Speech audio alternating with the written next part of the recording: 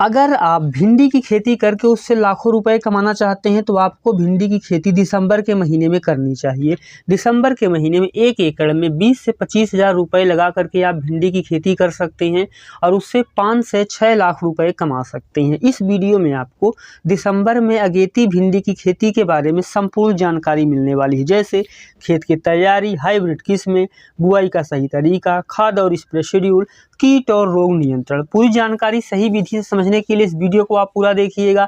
Channel पे पहली बार आए हैं तो चैनल को सब्सक्राइब कर लीजिएगा, क्योंकि खेती बाड़ी से जुड़ी हुई ऐसी ही महत्वपूर्ण वीडियो मैं आपके लिए बनाता रहता हूं। किसान भाइयों, वीडियो को आप पूरा देखिएगा, क्योंकि दिसंबर के महीने में कीट और रोग नियंत्रण जो है बहुत ज़्यादा मुश्किल होता है। तो अगर आप वीडियो को स्किप करेंगे तो आप अच्छी फसल नहीं उगा पाएंगे। चलिए शुरू करते हैं। सबसे पहले बात करेंगे खेत की तैयारी की। देखिए, मिट्टी जो है किसान भाइयों, उसकी अच्छे से तैयारी करेंगे तभी इसमें अच्छी फसल जो है वो तैयार होगी। कोई सी भी ऐसा खेत जिसकी मिट्टी का पीएच मान 6 से 6.5 के बीच का हो, वहाँ पे आप भिंडी की खेती जो है वो कर सकते हैं। खेत की तैयारी के लिए सबसे पहले किसान भाइयों 5 से 6 बार हमें गहरी जुताई कर देनी है। फिर 2 से 3 बार किसान भाइयों उसमें जो है पाटा लगा देना है और 1 एकड़ में 100 कुंटल प्रति एकड़ के हिसाब से जो है किसान भाइयों गोबर की खाद डालनी है। खलिया भी डाल सकते हैं। इसके अलावा किसान भाइयों, अगर आपके पास हरी खाद, चाहे वो ढैंचा की खाद हो या फिर कोई सी भी हरी फसल की खाद है, तो आप उसका भी प्रयोग कर सकते हैं। किसान भाइयों 2 से 3 जुताई फिर कर देंगे। आपका जो खेत है वो बिल्कुल जब मिट्टी भुरभुरी हो जाएगी तो बुआई के लिए तैयार हो जाएगा। अब बात आती है कि दिसंबर में अगर आप अगेती भिंडी की खेती कर रहे हैं तो ऐसी कौन सी किस्में लगाएं जो कि आपको काफ़ी अच्छा उत्पादन दे सकती हैं। आज मैं आपको बताऊंगा ऐसी 5 किस्में। इनमें से अगर आप कोई किस्म लगाते हैं तब आप अच्छा उत्पादन ले पाएंगे। जो हमारी पहली किस्म है वह किसान भाइयों बायोसीड की अम्बा। ज़्यादा पैदावार के लिए किस्म जानी जाती है, ज़्यादा शाखाएं इसमें निकलती हैं, तोड़ने में ये काफ़ी आसान होती है, यानी तुड़ाई में काफ़ी आसान वैरायटी है। पीला मोजे के प्रति जो किस्म है वो काफ़ी ज़्यादा सहनशील होती है। फल इसका गहरे हरे रंग का होता है, पौधा इसका झाड़ीदार होता है। इसकी जो पहली तुड़ाई है 45 से 50 दिन में शुरू हो जाती है, तो ये किस्म आपके लिए काफ़ी अच्छी हो सकती है। दूसरी वैरायटी है वो है एडवांटा गोल्डन सीड की नाब्या। 2 से 3 शाखाएं इसमें भी निकलती हैं। बौना पौधा झाड़ीदार होता है। वायरस के प्रति यह किस्म भी सहनशील होती है। 42 से 45 दिन में जो है पहली तुड़ाई शुरू हो जाती है। ज़्यादा उत्पादन देने के लिए जानी जाती है। तीसरी वैरायटी है वो है एडवांटा की राधिका। इसकी सबसे खास बात है कि इसको आप पूरे साल लगा सकते हैं। रोगों के प्रति यह किस्म सहनशील होती है। पहली तुड़ाई जो है 45 से 50 दिन में शुरू हो जाती है। ज़्यादा उत्पादन देने के लिए यह किस्म जानी जाती है और रोगों के प्रति जैसे मैंने कहा रोग प्रतिरोधी भी है। चौथी वैरायटी है वो है सिजेंटा की OH 102। इसकी खेती खरीफ और रबी के मौसम में की जाती है। 80 से 90% तक जमाव होता है। और किसान भाइयों, इसकी जो सबसे खास बात है कि रोगों के प्रति यह किस्म रोग प्रतिरोधी होने के साथ साथ जो है किसान भाइयों 100 से 110 दिन तक जो है इसकी लगातार तुड़ाई चलती है। तो आप जो है किसान भाइयों इसका चुनाव कर सकते हैं। जो हमारी आखिरी वैरायटी है किसान भाइयों वो आती है माहिको की तरफ से। इसका नाम है माहिको माही 28। 45 से 48 दिन में जो है इसकी पहली तुड़ाई शुरू हो जाती है। सेल्फ लाइफ से काफ़ी ज़्यादा अच्छी होती है। फल इसका डार्क ग्रीन होता है और वायरस के प्रति जो किस्म है वो सहनशील होती है। तो इन 5 किस्मों में से आप कोई सी भी किस्म लगा सकते हैं। ध्यान दीजिए, अगर ये किस्म आपके एरिया में अच्छा उत्पादन देती है तभी आप इस किस्म का चुनाव करें, वरना जो किस्म आपके एरिया में अच्छा उत्पादन दें आप उसका चुनाव कर सकते हैं। जो किसान भाइयों वैरायटी है जो मैं आपको बताता हूँ ये केवल एग्जाम्पल के लिए होती हैं। आपके एरिया में जो किस्म अच्छा उत्पादन देती है आप उसी का चुनाव कीजिए। अब किसान भाइयों बात आती है कि अगर हम खेती कर रहे हैं भिंडी की तो और कौन कौन सी किस्में जिनको कि लगाया जा सकता है। देखिए, आप उन किस्मों को लगा सकते हैं, चाहे अगर आपने पहले अपने खेत में लगाया था और फसल ने अच्छा उत्पादन दिया है तो आप उसका भी फिर से चुनाव कर सकते हैं, या फिर जो किस्म आपके एरिया में काफ़ी अच्छा उत्पादन देती हो आप उसका चुनाव कीजिए। अब बात आती है कि बुआई का सही तरीका क्या है। देखिए, अगर आप दिसंबर में अगेती भिंडी की खेती कर रहे हैं तो आपको अच्छे तरीके से बुआई करना जो है बहुत ज़्यादा जरूरी होता है। सबसे पहले किसान भाइयों जो है बीज को आप हल्का सा किसान भाइयों पानी में 8 से 10 घंटे के लिए भिगो दीजिए।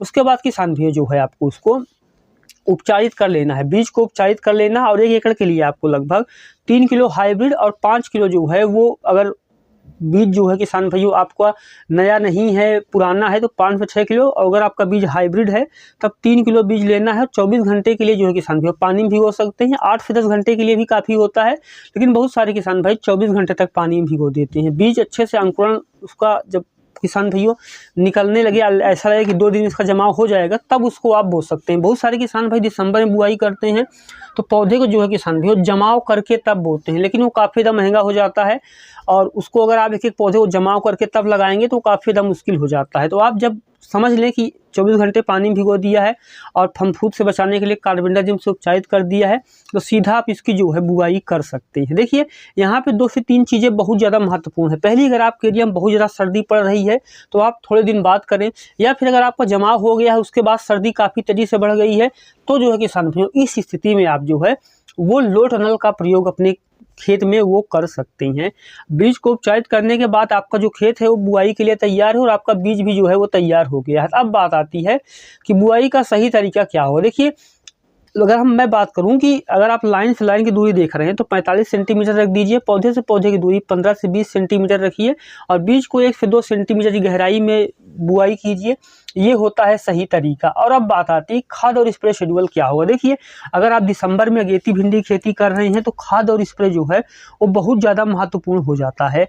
तो कौन सा खाद डालें, स्प्रे शेड्यूल क्या रखें, इसके बारे में पूरी डिटेल्स बताऊँगा। वीडियो को आप अंतिम तक देखते रहिए। देखिए 1 एकड़ में किसान भाइयों 50 किलो DAP, 30 से 40 किलो पोटास, 15 से 20 किलो यूरिया और इसके साथ में जो है किसान भैया को जिंक सल्फेट डाल करके जो है बुआई कर देना है। इसके अलावा बुआई के 10 से 15 दिन बाद अच्छे से फूल निकले, इसके लिए आपको NPK 19-19-19 ले लेना है और उसको पानी मिला करके स्प्रे करेंगे। जब पौधा तेजी से बढ़वार करेगा, नाइट्रोजन, फास्फोरस, पोटेशियम तीनों तत्व तो मिलेंगे 10 से 15 दिन की अवस्था पे, तो जो है किसान भैया पौधा तेजी से बढ़वार करेगा। इसके बाद अच्छे फूल और फल आए, इसके लिए आप 052-34 ले सकते हैं। 50 ग्राम 10 लीटर पानी मिला करके स्प्रे करेंगे। इसका पहला स्प्रे फूल निकलने से पहले करना है, दूसरा स्प्रे जो है किसान भाइयों फल बनने के समय दोबारा करना है। अच्छी पैदावार और अच्छी क्वालिटी के लिए जो किसान भाइयों फूल बनने के समय आपको 13-0-45 यानी पोटेशियम नाइट्रेट को 100 ग्राम लेना है, 10 लीटर पानी मिला करके स्प्रे करना है, जिससे कि जो है किसान भाइयों आपकी फसल काफ़ी ज़्यादा अच्छी होगी। और ध्यान दिए जैसे ही 30 दिन की अवस्था पे हो, हमें 1 एकड़ में 15 से 20 किलो यूरिया में 400 से 500 ग्राम सूक्ष्म पोषक तत्व लेकर के डाल देना है। इसके अलावा जो है किसान भाइयों फनफूद नाशक का समय समय पे स्प्रे करते रहना है। जी हाँ, अगर आप फनफूद नाशक का स्प्रे नहीं करेंगे तो आपका जो उत्पादन है वो कम हो सकता है, रोग और बीमारियां आ सकती हैं। तो खाद इस तरीके से डालिए और NPK का स्प्रे कीजिए, फनफूद नाशक का समय समय पे स्प्रे कीजिए। कोई कीट लग रहा है तो उसका भी जो है आपको नियंत्रण करना है। और वीडियो के अंतिम में सबसे महत्वपूर्ण चीज़ पे बात करते हैं कि कीट और रोग नियंत्रण कैसे करें। देखिए ये सबसे महत्वपूर्ण चीज़ है, अगर आप दिसंबर में लगा रहे हैं तो ये आपके लिए बहुत ज़्यादा महत्वपूर्ण हो जाता है। सबसे पहले देखिए, सबसे हम पहले बात करेंगे कीटों की। जो फल का कीट है सबसे ज़्यादा नुकसान करता है, जिसको बोलते हैं फल मक्खी। ये पौधे का जब विकास चल रहा होता है उसी समय आता है और इससे जो प्रभावित पौधा होता है वो सूख करके झड़ जाता है और फल में जो किसान भी अपना मल भी भर देता है, जिससे उत्पादन बहुत ज़्यादा कम हो जाता है। इसके नियंत्रण के लिए आपको लेना है स्पाइनोसाइड 1 ml, पानी मिलाकर के स्प्रे करेंगे तो ये समस्या नहीं आएगी। दूसरा जो कीट है वो है ब्लिस्टर बीटल। ये पौधे का जो मुलायम पत्ता फूल होता है, मुलायम भाग, उस पर आके बैठता है और ये बाद में फसल को खराब कर देता है। इसके नियंत्रण के लिए किसान भाइयों आप ले सकते हैं मैलाथियान 400 ml, पानी मिलाकर के स्प्रे करेंगे, ब्लिस्टर बीटल की समस्या नहीं आएगी। तीसरा जो है सबसे बड़ी समस्या वो है चेपा, जिसको कि हम माहू बोलते हैं। चेपे का जो हमला है नए पत्ते और फलों पर देखा जा सकता है, या जो पौधे का रस चूस को कमजोर कर देता है।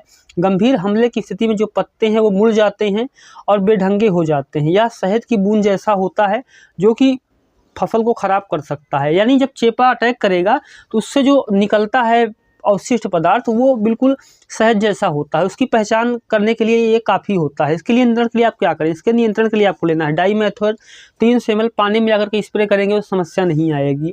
और अब हम बात करते हैं कौन सी बीमारियां जो कि इसमें सबसे ज़्यादा परेशान करती हैं। अगर आप भिंडी की खेती करते हैं तो आपने देखा होगा कि जो सबसे बड़ी समस्या होती है भिंडी की फसल में वो होता है पीला मोजेक। तो पीला मोजेक को कैसे नियंत्रित करें। देखिए इसका जो लक्षण है, पत्तियां पीली हो जाती हैं, पौधा का विकास रुक जाता है, फल भी पीले हो जाते हैं, आकार छोटे हो जाते हैं, पैदावार 80 से 90% कम हो जाती है और ये बीमारी सफ़ेद मक्खी और पत्ते के टिड्डे के कारण फैलती है। इसके रोकथाम के लिए क्या कर सकते हैं। अगर थोड़ी दूर में समस्या है तो पौधे को दूर ले जाकर के नष्ट कर सकते हैं। एक ही खेत में बार बार वही फसल नहीं लगानी चाहिए। और सफ़ेद मक्खी की रोकथाम के लिए डाइमेथोएट 300 में मिलाकर के जो है पानी में स्प्रे करेंगे तब ये समस्या नहीं आएगी। अब दूसरा जो रोग है वो पत्तों पर सफ़ेद धब्बे हो जाते हैं। तो ये जो नए पत्ते हैं फलों, इन नए पत्ते नए फल इन पे ही इसका अटैक होता है। इसके नियंत्रण के लिए घुलनशील सल्फर का प्रयोग करेंगे, और अगर आप सल्फर जिंक सल्फेट मिला के नीचे डाल रहे हैं फसल में तब ये कम देखने को मिलेगा। लेकिन अगर फिर भी समस्या आ गई है तो आप घुलनशील सल्फर का प्रयोग कर सकते हैं। जो अगली बीमारी है पत्तों पर धब्बा रोग। इसमें क्या होता है कि पत्तों के मध्य में और किनारे जो है वो सलेटी रंग के धब्बे पड़ जाते हैं। तो इससे नियंत्रण के लिए आपको बीज को अगर आप थीरम मैंकोजेब से उपचारित करेंगे तो ये समस्या नहीं आएगी। और हो सकता है अगर आपने सब कुछ किया है फिर भी आ जा रही है तो इसका एक ही सोल्यूशन है, कार्बेंडाजिम का स्प्रे समय समय पे करते रहिए, ये समस्या नहीं आएगी। इसके बाद आखिर में बात करते हैं पौधे का सूख जाना या जड़ गलन। इसके पीछे क्या कारण होता है? देखिए, इसके पीछे जो कारण होता है वो 2-3 तरह हो जाता है। कार्बेंडाजिम का सही से स्प्रे ना करना, बीज को उपचारित नहीं करना, या खेत में कीट का होना। इन तरह की जो समस्याएं हैं इनके कारण ये होता है। इसका एक ही सोल्यूशन है कि पौधे की जड़ में कार्बेंडाजिम का स्प्रे कर दिया जाए, पानी में घोल के डाल दिया जाए, तो ये समस्या नहीं आएंगी। किसान भाइयों, ये थी दिसंबर के महीने में अगेती भिंडी की खेती की संपूर्ण जानकारी। ये वीडियो कैसा लगा कमेंट सेक्शन में जरूर लिखिएगा। चैनल पे पहली बार आए तो सब्सक्राइब कर लीजिएगा। और ध्यान दीजिए, अगर आपके यहाँ सर्दी बहुत ज़्यादा है तो आप दिसंबर में भिंडी की खेती मत कीजिए। और अगर आपके पास जो है किसान भाइयों 15 से 20 डिग्री का दिसंबर में टेम्परेचर है तब आप बुआई कर सकते हैं। सर्दी बढ़ने पर लो टनल का प्रयोग कर सकते हैं, या फिर आप बीज को जमाव करके भी सीधे खेत में लगा सकते हैं।